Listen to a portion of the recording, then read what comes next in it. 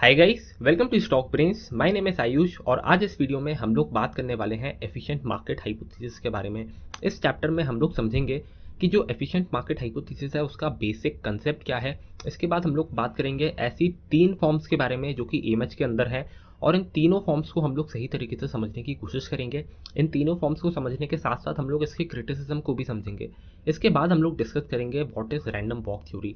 Random walk theory को समझने के बाद हम लोग मार्टिंगेल हाइपोथेसिस के बारे में बात करेंगे और लास्टली हम लोग ये समझेंगे कि जो बिहेवियरल फाइनेंस है वो कैसे चैलेंज करता है ईएमएच को। हम लोग ईएमएच को समझेंगे सही तरीके से, उसके क्रिटिसिज्म को समझेंगे और ये सारी चीज़ों के बारे में बात करना इसलिए ज़रूरी है क्योंकि ये आपके एग्जाम में आ सकता है। लेकिन इसके अलावा दोस्तों ईएमएच के बहुत ज़्यादा क्रिटिसिज्म है मार्केट के अंदर। बहुत सारे लोग ऐसा मानते हैं कि ईएमएच काम ही नहीं करती है, बिल्कुल बेकार चीज़ है ये और इसको हमें पढ़ना नहीं चाहिए। लेकिन ये चीज़ आपकी बुक में दी हुई है तो आई थिंक आप लोगों को इसके बारे में पता होना चाहिए। और ईएमएच जो है दोस्तों ये 1930s के टाइम पे बहुत ज़्यादा फेमस कंसेप्ट था क्योंकि जो प्रोफेसर्स थे, जो एकेडमिशियंस थे, वो ऐसा मानते थे कि ये एफिशिएंट मार्केट हाइपोथेसिस काम करती है। तो चलिए समझते हैं सबसे पहले कि ये एफिशिएंट मार्केट हाइपोथेसिस है क्या।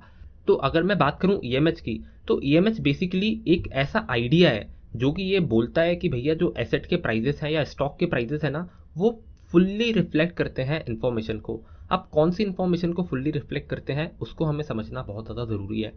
अगर हम बात करें किसी भी एक्सवाइजेड स्टॉक की, मान लीजिए मैं टीसीएस की बात करता हूँ, तो ईएमएच ये बोलती है कि जो टीसीएस का जितना भी डेटा है, एनुअल रिपोर्ट है या जो भी न्यूज़ वगैरह है, वो पब्लिकली अवेलेबल है, सबके पास ये चीज़ है और सारे जो इन्वेस्टर्स हैं ना वो बिल्कुल रैशनल हैं। मतलब सारे इन्वेस्टर्स उस न्यूज़ को पढ़ेंगे, उस न्यूज़ को रैशनली एक ही तरीके से इंटरप्रेट करेंगे और वो न्यूज़, वो रिपोर्ट्स वगैरह को पढ़ के वो लोग सेम तरीके से एक्ट करेंगे मार्केट के अंदर। मतलब जो बायर्स और सेलर्स हैं उन लोगों का जो थॉट प्रोसेस है वो बिल्कुल सेम रहेगा। इसी वजह से ऐसा बोला गया है ईएमएच में कि जो प्राइस है ना वो फुल्ली रिफ्लेक्ट कर रहे हैं इन्फॉर्मेशन को। मतलब जो भी पॉजिटिव इन्फॉर्मेशन है, जो भी नेगेटिव इन्फॉर्मेशन है, वो सारी की सारी हमें स्टॉक के प्राइजेस के अंदर दिख रही है, ऐसा बोलती है एफिशिएंट मार्केट हाइपोथेसिस।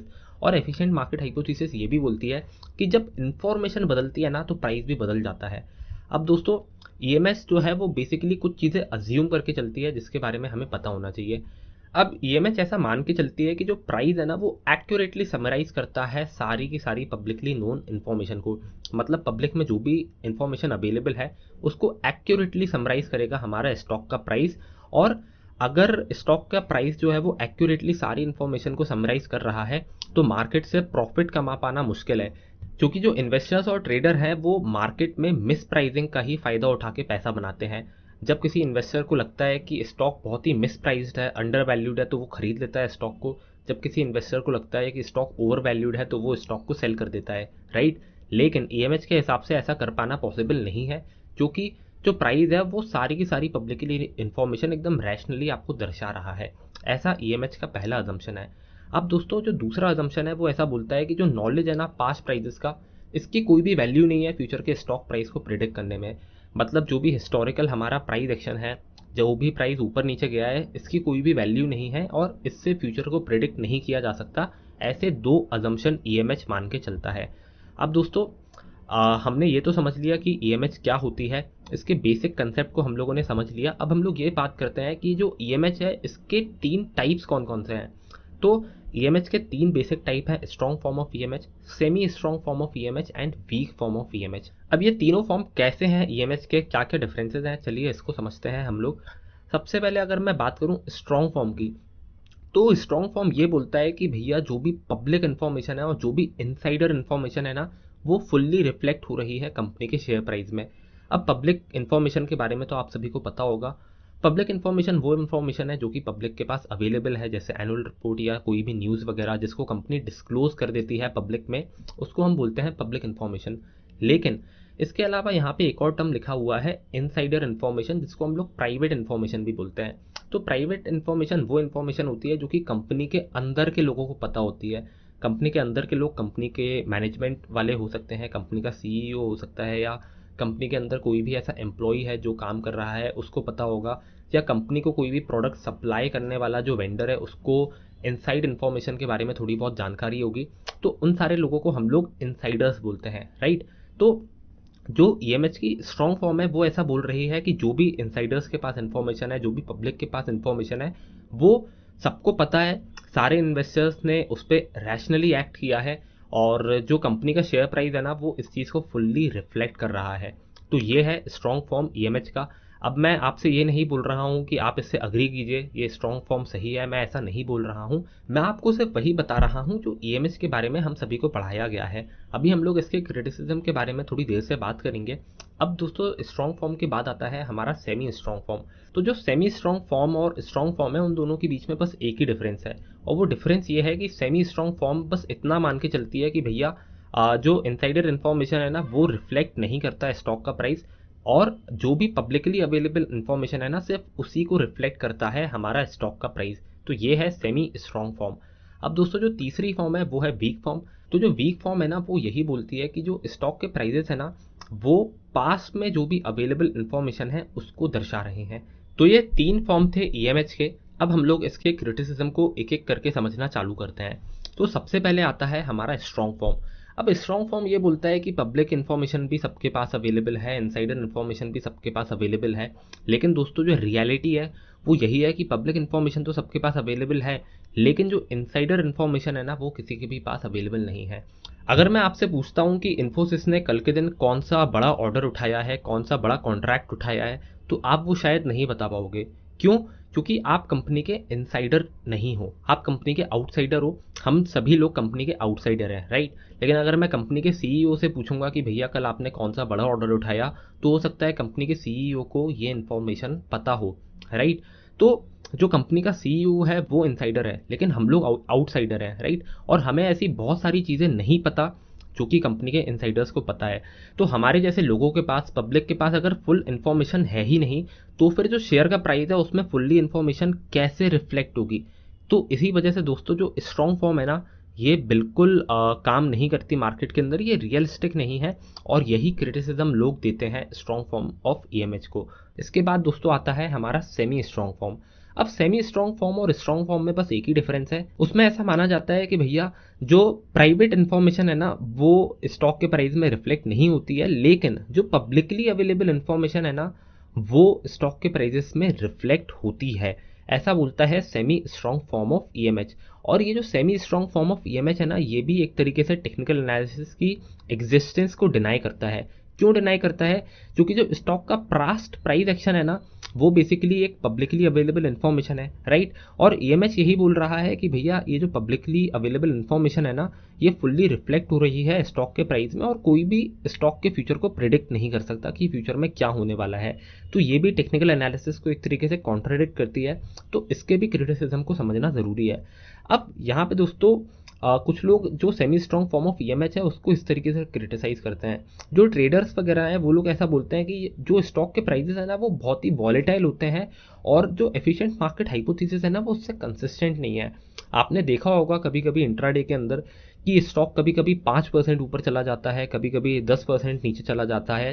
तो ये जो वोलेटिलिटी है ना ये कंसिस्टेंट नहीं है एफिशिएंट मार्केट हाइपोथेसिस से। क्योंकि कुछ लोग ऐसा बोलते हैं कि जो इन्फॉर्मेशन है क्या उसका इम्पैक्ट इतना ज़्यादा पड़ता है कि अगर एक पर्टिकुलर इन्फॉर्मेशन आ गई तो स्टॉक का प्राइस 10% चला जाएगा नीचे या 5% ऊपर चला जाएगा। इतना ज़्यादा इम्पैक्ट तो नहीं पड़ता इन्फॉर्मेशन का, और जो स्टॉक के प्राइस है वो काफ़ी वॉलेटाइल है। और लोग ऐसा बोलते हैं कि जो बायर्स या सेलर्स की डिमांड सप्लाई है ना उसकी वजह से जो स्टॉक का प्राइस है वो ऊपर नीचे जाता है, ना कि ये ईएमएच की इन्फॉर्मेशन की वजह से। तो ये एक क्रिटिसिज्म है सेमी स्ट्रॉन्ग फॉर्म ऑफ ईएमएच का। और जो लोग टेक्निकल एनालिसिस यूज़ करते हैं वो लोग ऐसा बोलते हैं कि जो हिस्टोरिकल डेटा है ना उससे हम लोग फ्यूचर को प्रिडिक्ट कर सकते हैं, क्योंकि जो चार्ट में पैटर्न वगैरह हमें दिखते हैं उससे हम लोग फ्यूचर में क्या होने वाला है किसी स्टॉक में या किसी एसेट क्लास में उसको प्रिडिक्ट किया जा सकता है।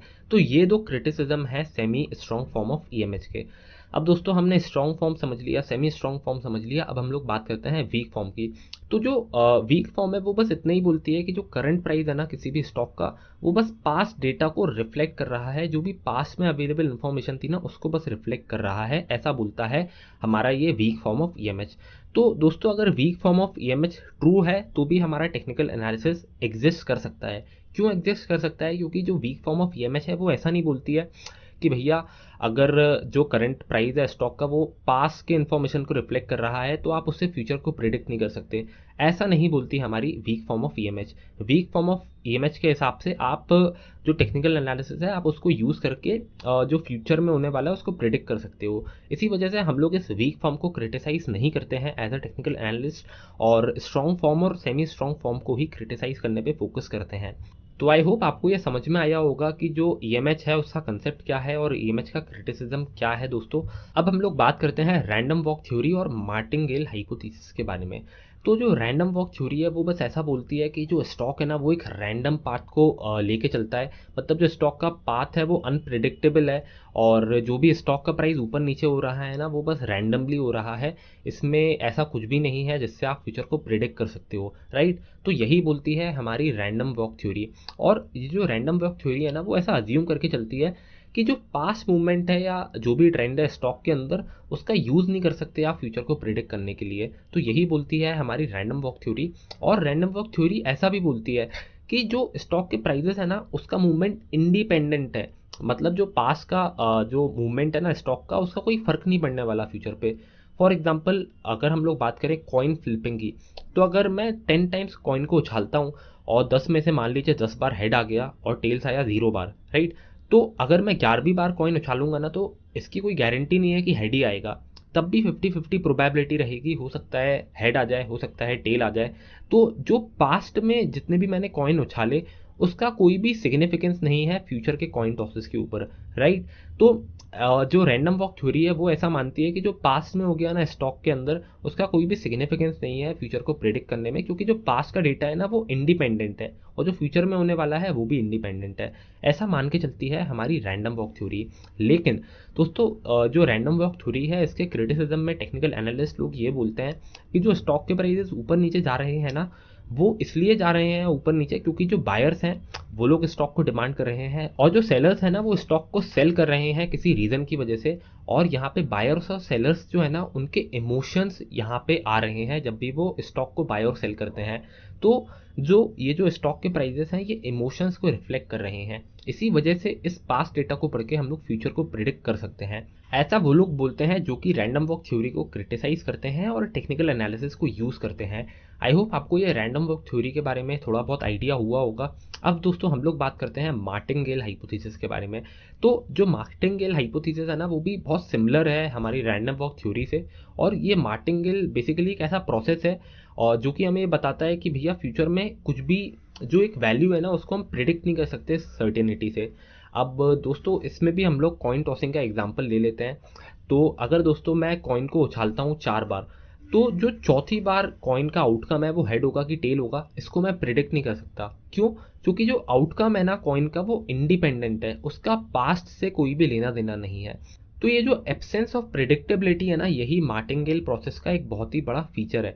आई होप आपको ये मार्टिंगेल हाइपोथेसिस के बारे में थोड़ा बहुत समझ में आया होगा। अब मैं आपको यहाँ पे एक छोटा सा डिस्क्लेमर देना चाहूँगा। ये जो मार्टिंगेल हाइपोथेसिस है ना ये लॉ ऑफ मार्टिंगेल से थोड़ी सी अलग है। बस आप इतना याद रखिएगा जब भी आप अपनी पढ़ाई करें और इंटरनेट पे इस चीज़ को सर्च करें। अब हम लोग बात करते हैं बिहेवियरल फाइनेंस के बारे में। तो बेसिकली बिहेवियरल फाइनेंस एक ऐसी पढ़ाई है जो कि इन्वेस्टर्स की साइकोलॉजी के बारे में है, और इन्वेस्टर्स की जो साइकोलॉजी है उसका क्या इम्पैक्ट पड़ता है फाइनेंशियल मार्केट्स के ऊपर, इसी को हम लोग बोलते हैं बिहेवियरल फाइनेंस। तो ये बस इतना ही एक्सप्लेन करती है कि जो इन्वेस्टर्स है ना वो कभी कभी सेल्फ कंट्रोल क्यों नहीं दिखाते, वो कभी कभी अपने बेस्ट इंटरेस्ट के खिलाफ क्यों एक्ट करते हैं, वो लोग सही डिसीजंस क्यों नहीं लेते, वो लोग फैक्चुअल डिसीजंस क्यों नहीं लेते, पर्सनल बायस क्यों रहता है उनके अंदर। बस यही सारी चीज़ों के बारे में हमें बताती है बिहेवियरल फाइनेंस। आप चाहो तो इसके बारे में और पढ़ सकते हो इंटरनेट के ऊपर, ये बहुत ही सही चीज़ है और मैं आपको रेकमेंड करूंगा कि आप बिहेवियरल फाइनेंस के बारे में थोड़ा अच्छे तरीके से पढ़ो। अभी मैंने यहाँ पे आपको एक ब्रीफ ओवरव्यू दिया है बिहेवियरल फाइनेंस का, क्योंकि हम लोग आगे आने वाले चैप्टर्स में इस चीज़ को समझेंगे। लेकिन मैं आपको फिर भी रेकमेंड करूंगा कि आप इंटरनेट पे जाओ और इस चीज़ को पढ़ो ताकि आपकी जो अंडरस्टैंडिंग है ना बिहेवियरल फाइनेंस के बारे में वो अच्छी हो जाए। अब हम लोग ये समझते हैं कि जो बिहेवियरल फाइनेंस है वो कैसे डिसएग्री करती है ईएमएच से। तो जो बिहेवियरल फाइनेंस को फॉलो करने वाले लोग हैं वो ऐसा बोलते हैं कि ईएमएच फॉल्स है, और जो भी बिहेवियरल फाइनेंस को फॉलो करने वाले लोग हैं वो बहुत सारे आर्ग्यूमेंट्स देते हैं। लेकिन जो भी वो आर्ग्यूमेंट्स हैं, उन आर्ग्यूमेंट्स को आप 3 कैटेगरी में क्लासिफाई कर सकते हो। सबसे पहली कैटेगरी है लॉजिकल, दूसरी कैटेगरी है साइकोलॉजिकल और तीसरी कैटेगरी है एम्पिरिकल। तो जो सबसे पहला आर्ग्यूमेंट है, जो लॉजिकल आर्ग्यूमेंट है, जो कि बेसिकली एक इकोनॉमिक्स से रिलेटेड आर्ग्यूमेंट है, वो ऐसा बोलता है कि भैया जो ईएमएच है ना, ये बिल्कुल लॉजिकल चीज़ नहीं है, इलॉजिकल चीज़ है, थ्योरेटिकल चीज़ है। इसी वजह से कुछ लोग रिजेक्ट करते हैं इस ईएमएच को, और वो लोग ऐसे लोग हैं जो कि बिहेवियरल फाइनेंस को फॉलो करने वाले हैं, राइट। अब जो दूसरा आर्ग्यूमेंट दिया जाता है ईएमएच को डिसएग्री करने के लिए, वो है एक साइकोलॉजिकल आर्ग्यूमेंट जो कि ह्यूमन बिहेवियर से रिलेटेड है। कुछ लोग ऐसा बोलते हैं कि जो भी स्टॉक के प्राइजेस ऊपर नीचे जा रहे हैं ना, उसमें ह्यूमन बिहेवियर रिफ्लेक्ट हो रहा है। क्योंकि अगर कोई भी बंदा किसी स्टॉक को बाय करता है, मैं एज अ ट्रेडर अगर किसी स्टॉक को बाय करता हूँ, तो मेरे अंदर ग्रीड है। मुझे ऐसा लग रहा है कि स्टॉक का प्राइस ऊपर जाएगा और मैं ज़्यादा महंगे में बेचना चाहूँगा अपने स्टॉक को, राइट। तो यहाँ पे जो ग्रीड का फैक्टर है ना, वो प्ले आउट हो रहा है। वहीं पे अगर मैं किसी स्टॉक को सेल करता हूँ, तो मुझे वहाँ पे ऐसा डर है कि भैया अगर मैंने अभी सेल नहीं किया तो हो सकता है बाद में मुझे कम प्राइस मिले, राइट। तो ये कुछ साइकोलॉजिकल रीजंस हैं जिसकी वजह से हम लोग स्टॉक को बाय और सेल करते हैं, और इसका कोई भी लेना देना नहीं है जो भी पब्लिकली इंफॉर्मेशन अवेलेबल है मार्केट के अंदर उससे, राइट। तो ये दूसरा क्रिटिसिज्म है हमारा ईएमएच का, जो कि बिहेवियरल फाइनेंस करती है। और जो तीसरा क्रिटिसिज्म है वो है एम्पिरिकल क्रिटिसिज्म। तो ये ऐसा बोलता है कि भाई आप पास्ट के प्राइजेस को पढ़ के फ्यूचर को प्रेडिक्ट कर सकते हो। तो जो पास्ट प्राइजेस हैं उसकी प्रेडिक्टिव एबिलिटी है, ऐसा बोलता है बिहेवियरल फाइनेंस, और इसी वजह से वो डिसएग्री करता है ईएमएच से। आई होप आपको ये चीज़ समझ में आई होगी कि जो बिहेवियरल फाइनेंस है वो ईएमएच से क्यों डिसएग्री करता है। तो उम्मीद करता हूँ आपको समझ में आया होगा कि ईएमएच क्या होता है। अगर कोई आपका सवाल है तो प्लीज़ आप नीचे कमेंट करें, मैं उसका आंसर देने की पूरी कोशिश करूँगा। और अगर आप कोई पर्सनली सवाल पूछना चाहते हो तो वो आप इंस्टाग्राम पे पूछ सकते हो, मेल करके भी पूछ सकते हो आप। और फॉलो करना मत भूलिएगा यूट्यूब पे, सब्सक्राइब कीजिए चैनल को अगर आपने अभी तक सब्सक्राइब नहीं किया है यूट्यूब को। और अगर आपका कोई भी सवाल है बुक्स को लेके, क्वेश्चन बैंक्स को लेके, तो आप वो इस नंबर पे व्हाट्सएप करके पूछ सकते हो, मेरी टीम आपको हेल्प कर देगी उसमें। Thank you for watching this video, मिलते हैं अगले वीडियो में।